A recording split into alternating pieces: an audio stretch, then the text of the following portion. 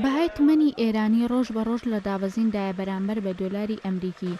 ئێستا بە جۆرێک دابەزینی بەخۆیەوە بینیوە $100 دەکاتە 3 ملیۆن تمەنی ئێرانی بەرامبەر بە مەشکاڵا ئێرانیەکان لە بازاردا گۆڕانکاری ئەو تۆی بەخۆیەوە نەبینیوە.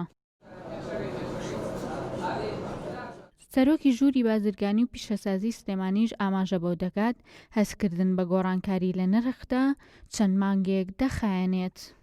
تمەن لە ئاسی دۆلارە لە دابەزینایە بەرز و نزمیەکە هەنیەگە تە حسابی 4 ڕۆژ لەمە پێش لەگەڵ ئیمڕا بکەی فەرقێک دروست بووە.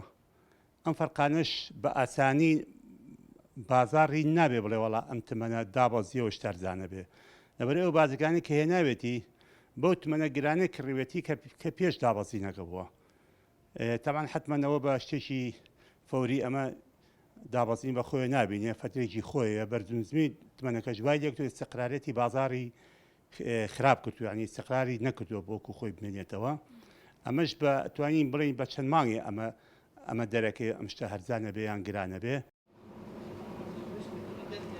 دەچینە بازار و سەبارەت بە گۆڕانکاری لە نرخی کاڵا ئێرانەکان دەپرسین کە تا ئێستا ئەم جیاوازیە لە بازاردا نیە.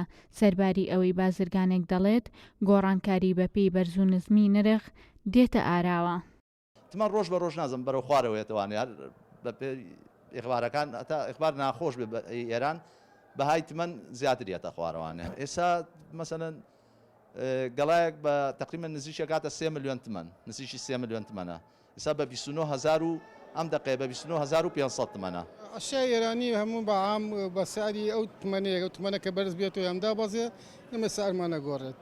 ئەو هەب دۆلاریش بوو ئەرت بە تمەندێت و جاری وایە بە دۆلاری کڕین هەر لەوێ بە دۆلار بمانێت جاری وایە بە تمەن بمانێت. تمەن بەرز بێتەوە سارەکانمان دابەزێت تمەن دابەزێت سارەکانمان نزمە بێتەوە.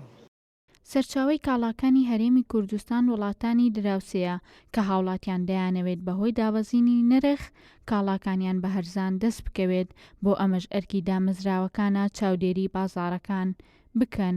هێژین لەتیف، گەلی کوردستان، سلێمانی.